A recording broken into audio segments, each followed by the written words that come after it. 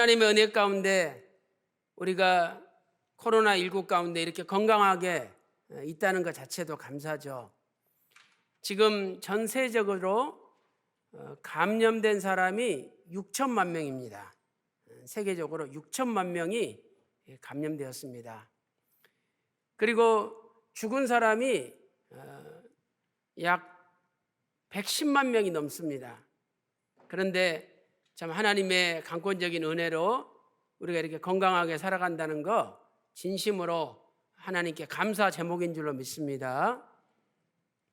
저는 오늘 화목이 흘러넘치는 교회라는 제목으로 말씀을 증거하겠습니다. 화목이 무엇일까요?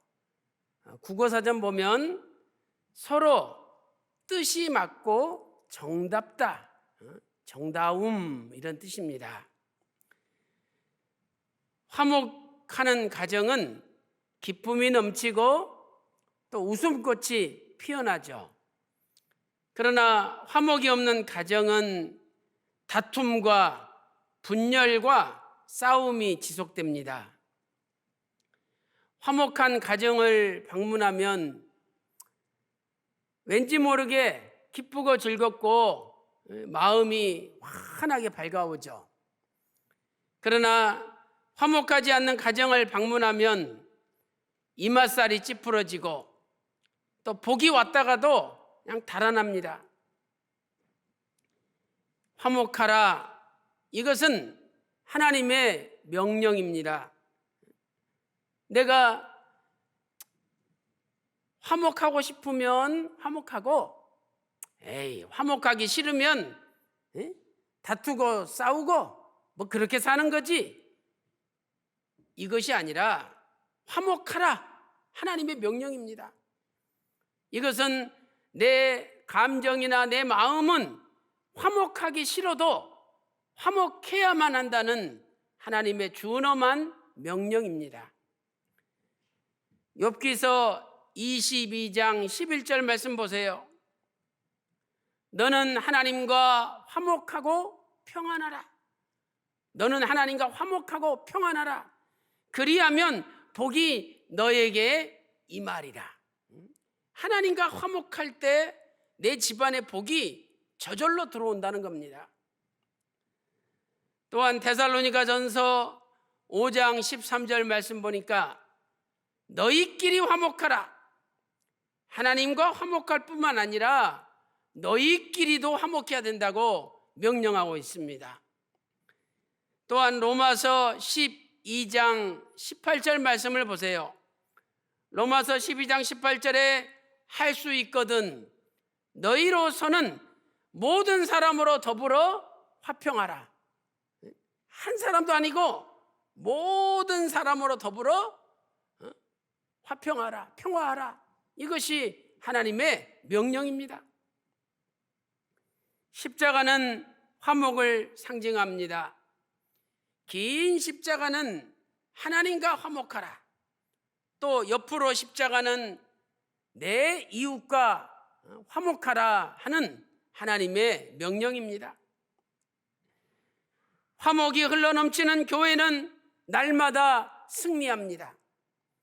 그러나 화목 대신에 반목과 분열과 다툼이 넘치는 교회는 점점 약해지다가 나중에는 망하게 됩니다. 바라옵기는 저와 여러분의 가정이 또 우리의 교회가 우리 조국 대한민국이 서로 반목하고 다투고 분열하기보다는 서로 화목함으로 남은 인생 하나님께 영광 돌리고 행복한 인생이 되시기를 소망합니다. 그렇다면 어떻게 화목할 수 있습니까? 첫 번째로 하나님과의 화목의 비결은 무엇입니까? 하나님과 화목하는 비결이 무엇입니까? 구약에는 세 가지가 있어야 됩니다. 죄가 있으면 하나님과 화목이 안 됩니다. 죄를 해결해야 되죠. 죄를 해결하기 위해서 첫 번째 번제단이 있어야 되고, 번제단. 두 번째는 제물이 있어야 됩니다. 제물. 그리고 세 번째는 제물이 죽어야 하며 피를 흘려야 됩니다. 제물이 죽어서 피를 흘려야 되죠. 첫 번째로 번제단이 있어야 됩니다. 번제단은 짐승을 태워서 바치는 곳이죠. 짐승을 완전히 태워서 하나님께 바칩니다. 레위기서 4장 10절 말씀 보세요. 제사장은 제물을 번제단 위에 불살라라. 레위기 4장 10절에 말씀하고 있습니다. 그렇다면 오늘날 신약시대 번제단은 무엇입니까? 신령한 번제단은 바로 예수님의 십자가입니다. 십자가가 번제단입니다. 예수님께서는 십자가에서 신령한 번제단에서 제물이 되셨습니다. 십자가는 모든 저주를 다 없애는 것입니다. 저주가 있으면 화목이 안 됩니다. 그 저주를 십자가에서 다 없앴어요.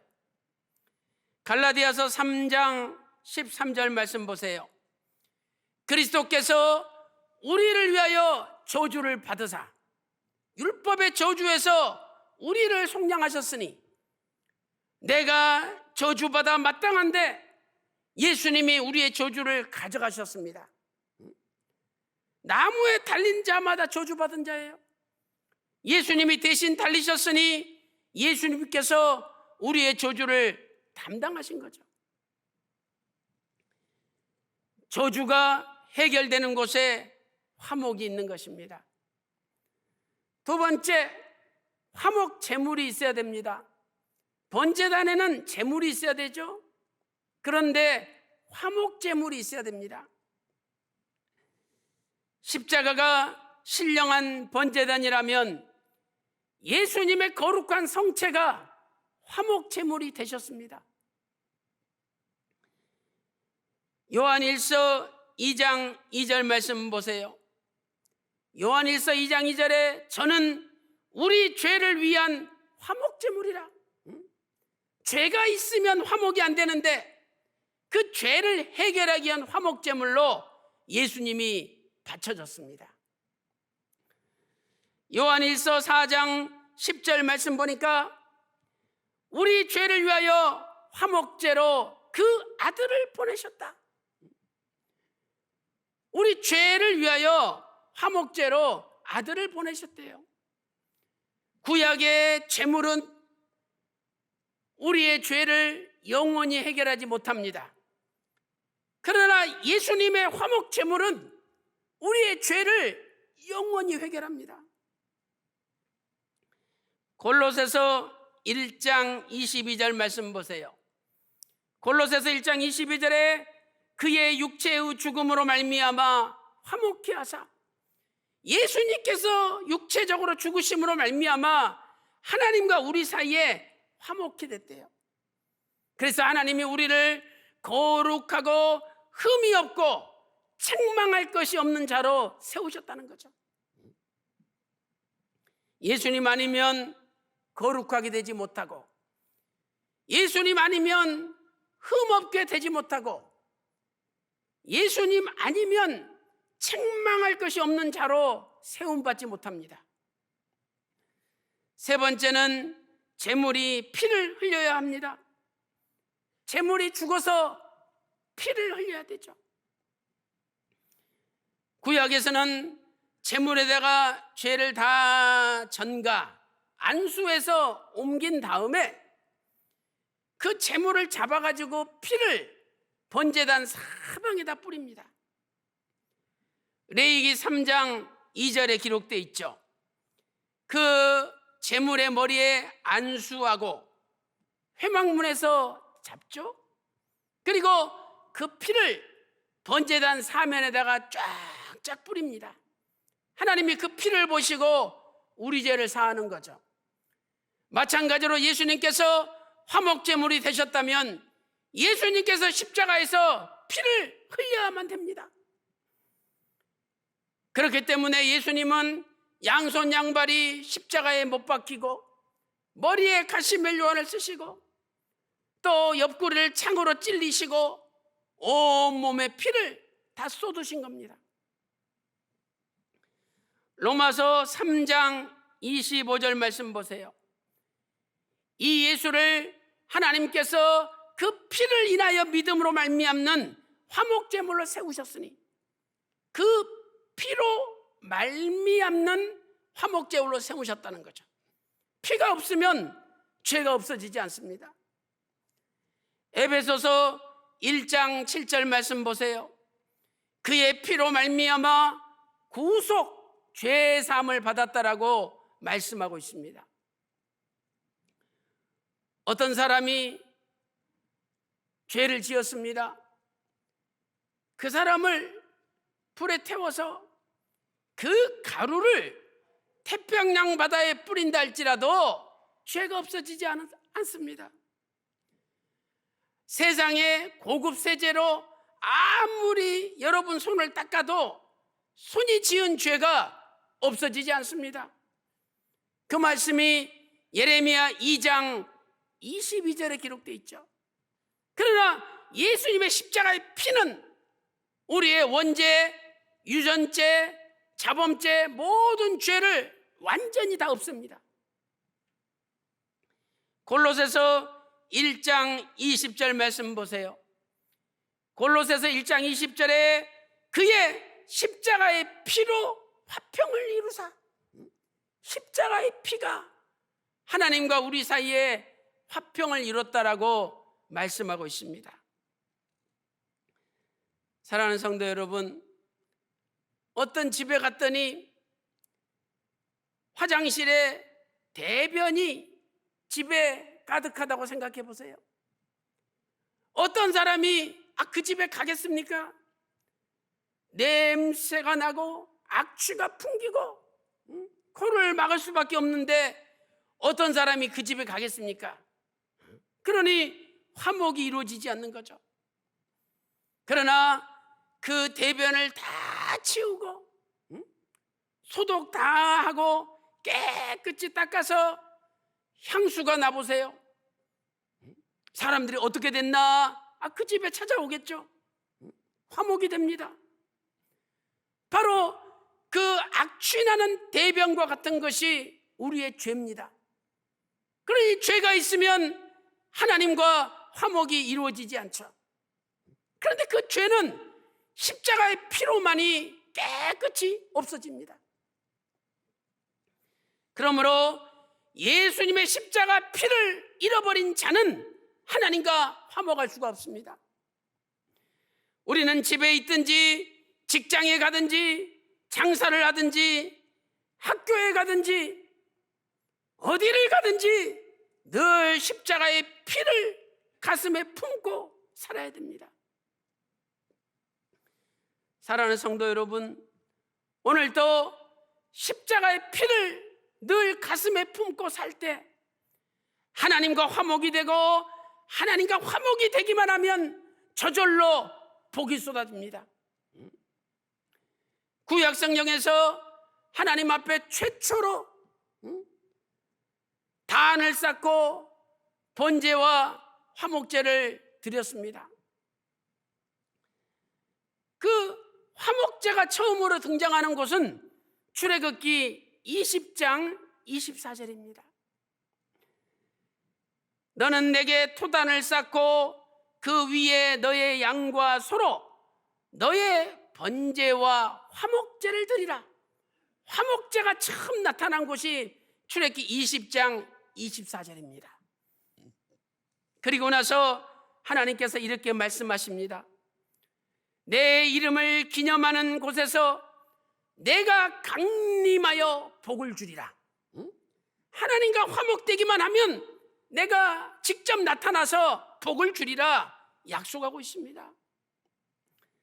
사랑하는 성도 여러분, 오늘도 예수님의 십자가의 피를 늘 가슴에 품고 하나님과 화목을 이루므로 여러분 가정에 하늘의 놀라운 복이 쏟아지시기를 주님의 이름으로 축원합니다.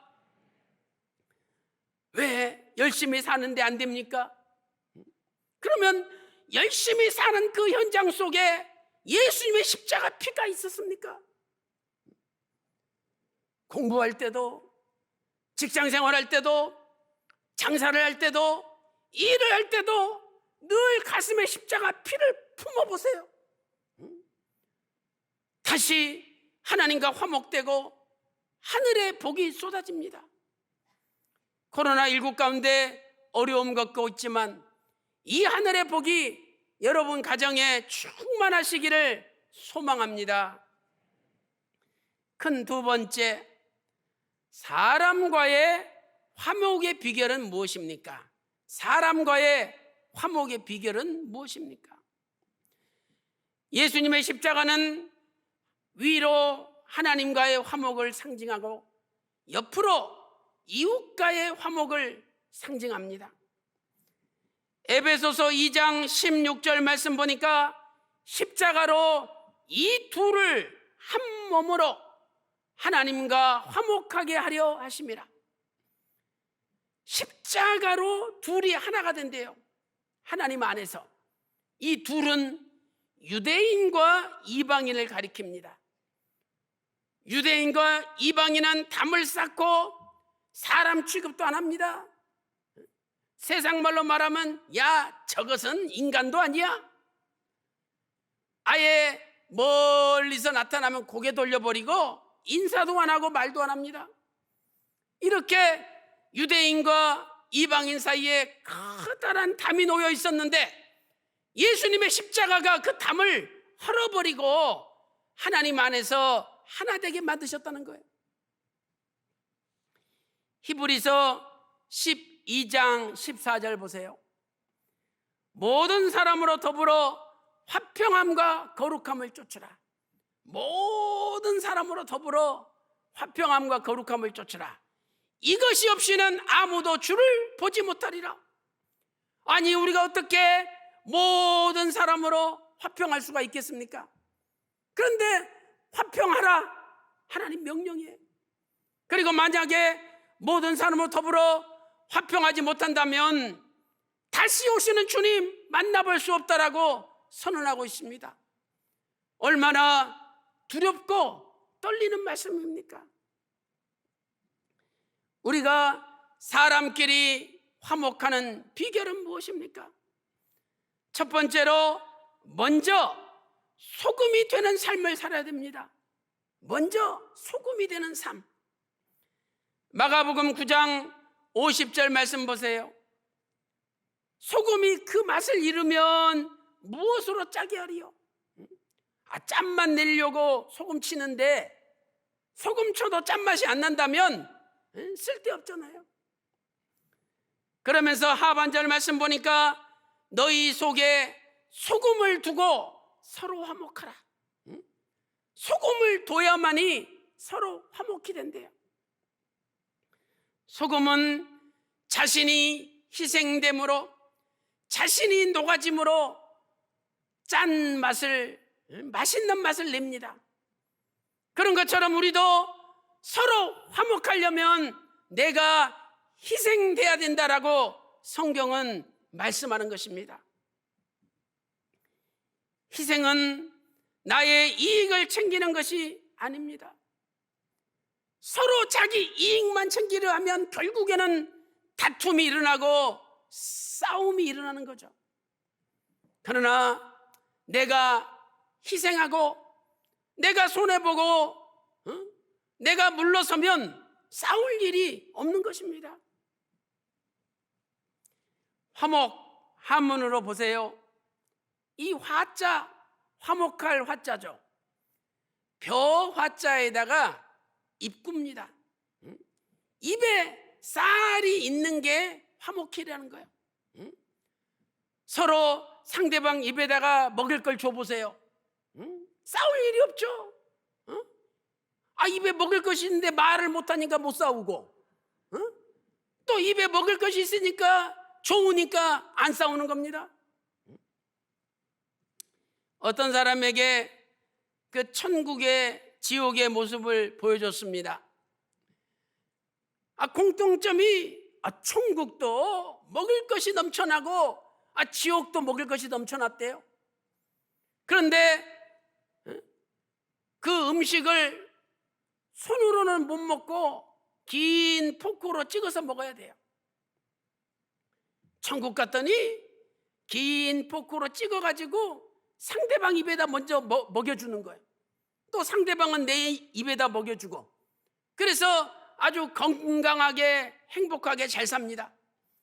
지옥에 갔더니 전부 긴 포크로 자기 입에다가 넣으려고 그러는 거예요. 너 집니까 먹을 게? 긴 포크가? 그래가지고 다 쫄쫄 굶고 고통당하는 것이 지옥이라는 걸 보여줬습니다. 참으로 우스운 이야기지만 그 시사하는 바가 얼마나 명쾌합니까? 상대방 입에다가 먹을 걸 넣어주고 내 입에 먼저 넣지 말고, 그러면 화목이 되는데 결국은 자기도 행복해진다는 거죠. 사랑하는 성도 여러분, 내가 손해보고 내가 희생하면 화목이 이루어지고 하나님 명령 앞에 순종할 수가 있습니다. 만나서 서로 이야기하고 대화하면 다 풀립니다. 아예 쳐다보지 않고 만나지도 않고 말을 안 하니까 다투는 겁니다. 갈라디아서 5장 15절 말씀 보세요. 만일 서로 물고 먹으면 피차 멸망할까 조심하라. 갈라디아 5장 15절에 피차 물고 뜯으면 결국은 두 사람 다 망한다라고 말씀하고 있습니다. 오늘 저와 여러분이 나를 희생하는 신령한 소금이 되셔서 여러분의 가정이 화목하고 교회가 화목하고 대한민국이 화목하기를 소망합니다. 두 번째는 양보하는 삶을 살아야 됩니다. 양보하는 삶을 살 때 화목이 이루어지는 것이죠. 아브라함은 늘 양보하면서 살았습니다. 베델과 아이에 정착했죠. 아브라함의 가축과 롯의 가축이 너무 많아지니까 먹을 것이 부족합니다. 아브라함의 가축의 목자와 롯의 가축의 목자가 서로 싸웠습니다. 아브라함이 생각하기를 이렇게 싸워서는 안 되는데 롯을 불렀습니다. 창세기 13장 9절 말씀 보니까 롯아, 네가 좌하면 나는 우하고 네가 우하면 나는 좌하리라. 이제 우리 떠나야 되겠다, 이러면서 제안을 했습니다. 아마 롯이 진짜 생각이 깊은 사람이라면, 아니 삼촌이 먼저 선택하셔야지 내가 선택한다는 게 말이 됩니까? 이래야 될 겁니다. 아브라함이 연장자죠. 아브라함 덕택에 저 갈대아 우르부터 하란을 지나 이 가나안 땅에 들어와서 얼마나 복을 받았습니까? 삼촌이 먼저 선택하세요. 양보해야죠. 그러나 아브라함이 먼저 양보했습니다. 마음 한구석에 서운할 수도 있겠죠. 롯이 좋은 땅을 선택하고 떠난 다음에 하나님이 아브라함을 불렀습니다. 아브라함아, 아브라함아, 내 눈을 들어 동서남북을 쳐다보라. 네 눈에 보이는 땅을 내가 너와 내 자손에게 영원히 주리라. 창세기 13장 14절 15절에서 말씀하고 있지 않습니까? 이렇게 아브라함이 먼저 양보했지만 하나님은 아브라함이 양보한 이상으로 더 큰 축복을 아브라함에게 주셨습니다. 우리가 예수님을 믿는다면 서로 화목해야 됩니다. 예수님의 십자가 피를 믿고 고백한다고 하면서 가족끼리 서로 싸우고 형제끼리 서로 싸우고 같은 성도끼리 서로 싸운다면 이것은 십자가의 피가 진정으로 흐르지 않는 것입니다. 예수님을 진정으로 믿는다면 우리의 삶 가운데 모든 미움과 반목과 다툼은 없어져야 됩니다. 아니, 교회 안에 니패, 내패, 이쪽 저쪽이 어디 있습니까? 교회는 하나입니다. 우리가 여성교회라면 이패, 니패, 남성교회라면 이쪽 저쪽, 또 장로회라면 이패, 저패, 이렇게 나눠져서는 안 되는 거죠. 여성교회 하나요, 남성교회 하나요, 장로회가 하나입니다. 예수 그리스도의 몸된 교회는 하나입니다. 오늘도 예수님의 십자가 피를 가슴에 품고 내가 신령한 소금이 되고 내가 먼저 양보함으로 저와 여러분이 화목하게 될 줄로 믿습니다. 마태복음 5장 9절 말씀 보세요. 참으로 두렵습니다. 마태복음 5장 9절 말씀 보니까 화평케 하는 자는 복이 있나니 저희가 하나님의 아들이라 일컬음을 받을 것이요. 내가 화평에 앞장설 때 하나님의 아들이 된다는 거죠. 그렇다면 화평케 하는데 앞장서지 않는다면 하나님의 아들이 아니라는 거예요. 하나님의 아들이 아닌데 어떻게 하나님 나라에 들어갑니까? 얼마나 두렵고 떨리는 말씀입니까? 오늘도 너희끼리 화목하라 하시는 하나님의 명령을 깊이 가슴에 새기고 신령한 소금이 되셔서 내가 먼저 녹아지고 내가 먼저 양보하고 내가 먼저 희생함으로 여러분의 가정과 교회와 대한민국이 하나 되는 화목의 역사만 일어나시기를 주님의 이름으로 축원합니다. 결론적으로 하나님께서 우리에게 화목하게 하는 직책을 주셨습니다. 하나님은 우리에게 화목하게 하는 직책을 주셨죠. 고린도후서 5장 18절 말씀 보니까 우리를 자기와 화목하게 하시고 또 우리에게 화목하게 하는 직책을 주셨느니라 말씀하고 있습니다. 화목하게 하는 직분, 사명을 받았다는 거예요. 사신이 된 거죠. 그렇다면 어떻게 그 직책을 감당해야 됩니까? 첫 번째는 피스메이커로 살아야 됩니다. 피스메이커. 이쪽에서 아유, 저 사람이 당신 나쁘게 이야기해. 저 상대하지 마. 또 저쪽 가서는 아유, 저 사람이 자기 욕하던데. 이래가지고 괜히 평온한데 풍파를 일으킵니다. 서로 싸우고 분열하고 다투게 만드는 거죠. 이것은 트러블 메이커, 문제를 만드는 사람입니다. 그러나 우리는 피스메이커, 평화를 만드는 사람이 돼야 되는 거죠. 아까 마태복음 5장 9절에도 화평케 하는 자가 복이 있다, 화평케 만드는 사람이 복이 있다, 이렇게 말씀하고 있는 것입니다.